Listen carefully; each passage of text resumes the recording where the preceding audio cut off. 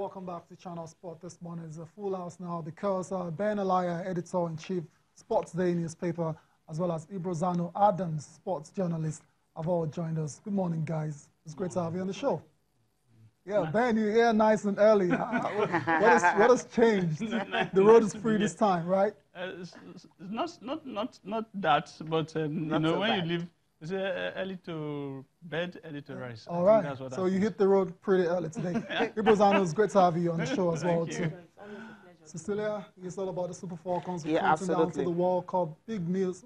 Yeah, it shouldn't be a big news, but it is what it is. The Super Falcons getting additional backroom staff. It's all about making sure all hands are on deck. It's all about ensuring adequate and quality preparations for the FIFA Women's World Cup for the Super Falcons. Cecilia. Yeah, that's the way this Nigerian Football Federation, sent a release yesterday talking about the fact that they've actually, employed 2 additional backroom staff, a video analyst and also a conditioner coach, which is really a remarkable one for the Super Falcons. You think this is going to really help them, or it's coming late? I think it may help them. It should help them, especially for the conditioner coach.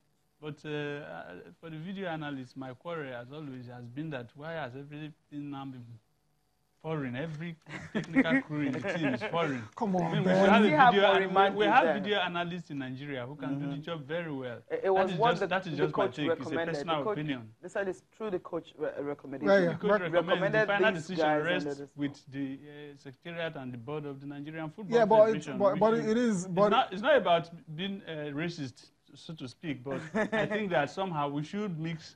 There should be a mix. No, but it shouldn't be about going for the absolute best out there. Does it really matter if the person is Nigerian or not? If this will give us the World Cup, because Japan took, a couple of years ago, Japan took the Women's World Cup by storm and won it. If this is what is going to win it for us, then they have my support. Otherwise, then we should have added in Nigeria. I'm thinking maybe it's coming late. Because we know that the World Cup is in June, right? And this is April, and this is now. Because Tyra was even arguing with me. Are you telling me that these girls never had this one before? I was like, well, it is what it is, but it's coming. And the good thing is at least they are having one. And start and all that. With the friendlies that they have this weekend and maybe early next week, let's see what analysis that they will take away from there and what strength that.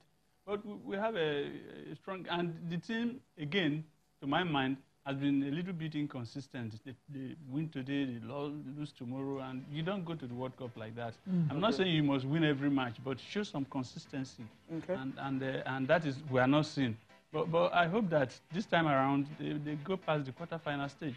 We're seeing pictures of the 2 additional backroom staff, Per Alcin, as well as Marty Demigod, that's the video analyst, as well as Alison, who's a strength and conditioning coach. You'd say superb addition to the coaching crew of the Super Falcons. Ibrozano.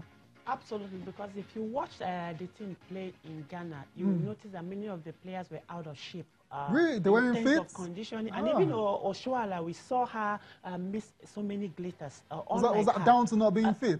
Not being fit, and also maybe a little bit match rusty to a certain degree, and also the preparation and the coach. Did they really, how long have they been together? I'll look at it from 2 different scenarios. One, maybe it's a panic button, and the other, it's also a wake-up call, because I watched their games. They were not convincing in Ghana, though they won. And each time we win like that on the basis of not playing well, people forget about the bad side of the company, and they just put more emphasis on the glorious part. So it's a good one. And the video analyst also, just as my colleague said, I think more of the local ex-players who have played the game should have been brought there, because they understand the mentality of the girls and also the culture of this land. Whether we like it or not, you cannot take that away from any human being. A couple of years ago, England broke a certain hurdle by bringing Goran Eriksson. In as much as he tried to build a team, but he left there with a whole lot of controversies. Okay. Carry on. No, I was going to talk about the job of the video analyst and all that, what the guy will need to do. All right, then before you do that, I was just going to say, but a lot of times you guys, the pundits and analysts, always say it's important to let the coach give the coach freedom, right, to do whatever he wants, and that's what the NFF have done. They've gone with his recommendation. That's why I'm saying if you have given the coach a free hand, you also give him the condition. to say, look, we are going to the World Cup. Come on, you can't give someone a free hand and also a condition. I think that's not how it works. This is a team that has reached the quarterfinals of the World Cup. That was ages ago. That was ages ago. It might be ages ago. Why not? Why not now? If it has reached the quarterfinals of the World Cup, the only thing that the present squad can do is to surpass that. Or equal it at least. Not even equal it, surpass it. If you are bringing all these players, because when they got to the quarterfinals, we didn't have all this. All these video analysts, foreign coaches and all that. And it was the local coaches, local coaches that took them up to the quarterfinal stage. So if we are using our hard-earned money to bring in all these guys, we must give them conditions. But I think, Ben, I mean, let me come in here. But I think if you're saying you want to give a coach a free hand to operate, it simply means he's got the opportunity and the chance to actually pick his backroom staff. That's what it means. Yes, man was picked by NFF and all that. And he's part of the squad and everything. Ben is now saying go and win the World Cup. Maybe that could be the condition, don't crash out. But you saying that, hey, the condition is the video analyst must come from Nigeria. I think for him to have recommended that. He must come from Nigeria. That was his own opinion. If he's bringing all these people and he's recommending them, so they need to surpass the achievement of the past. And there's an aspect I want to add to this, and which boils on the fact that it shouldn't be a short-term measure. You're looking at it very well, you're building a kind of a structure. So even if Denaby leaves tomorrow, somebody can come there and still work with the same people. So let it not be that when Denaby leaves, he leaves with everybody. Who's going to be there? So some of the local guys we're talking about, we're not saying they should come and take preeminence or take most of these positions, but they can be there part of the system, and then they know how to move forward with it in the future. The video analyst, let me just add, the video analyst that helped Nigeria win the 2013 Nations Cup in South Africa was a Nigerian. I mean, he works with Super Sport. At least you know him. And so we have plenty of them like that who can analyze very well and break it down for the coach. Well, what about conditioning coach? Conditioning coach, these are physical trainers. That's what they are. I mean, we have a lot of them. It's just the language that is, the semantics. It is physical trainer. There are a lot of them who are unemployed, even as players that you can use. And they've gone to NIS. They've done all manner of training. They've gone physical and health education graduates who are all over the place unemployed. Put them there, and you will see these guys come out very fit. Okay. Well, that's it. Ben, very straightforward. If Ben feels it should have been Nigerian video analysts and strength and conditioning coaches. That's according to Ben, but the NFF have gone foreign. Hopefully, it all works out well for the Super Falcons in France. They're also playing a friendly today, Cecilia. Absolutely, against Icelandic top division side UMF Selfos today. And of course, by Monday, they will be playing Canada. I mean, Canada playing the England national team, France, and also Nigeria and all that. They're trying to build up and everything. And just yesterday, you have the U.S. thrashing Australia 5-0 in the friendly. And of course, the host nation, that's what I'm happy about this time around. And of course, for the host nation, talking about France beating Japan 3-0. So those guys. France is in Nigeria's group. Precisely, isn't it? You forgot, right? Host nation. No, I can't. So the friend against Japan, they won 3-0. So we'll see if Falcons can win this one against Icelandic subdivision side.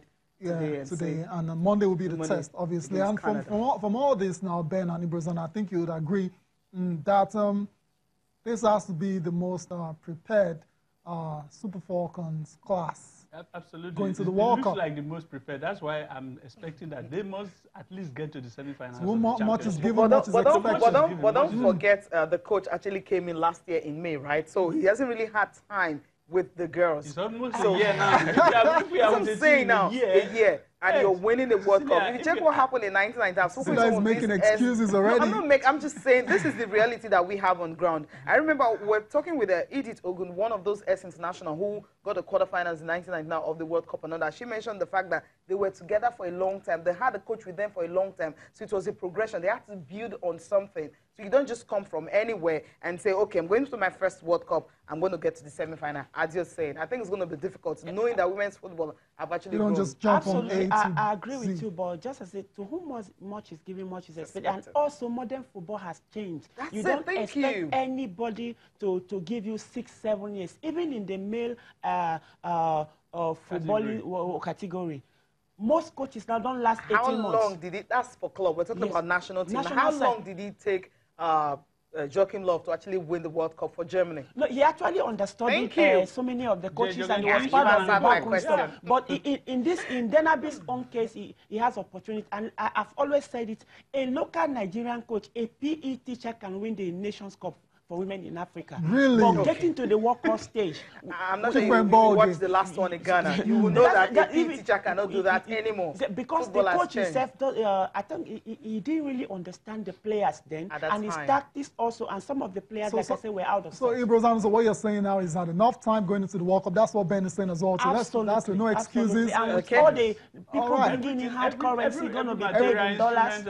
It's been given to him. Cutlasses and hose have been given to the farmer. He doesn't. And modern techniques here and there, technology aiding your coaching. So it doesn't mean that Nigeria is in the same group with France, Norway, and Korea. You know, all that doesn't matter. Nigeria must come out of that group. It doesn't matter. When Japan won the World Cup, I keep using them as, you know, this is 2019. That was 2011, right? Let's move on from the Super Falcons now. Yeah. We can do it. All right. Possibility is not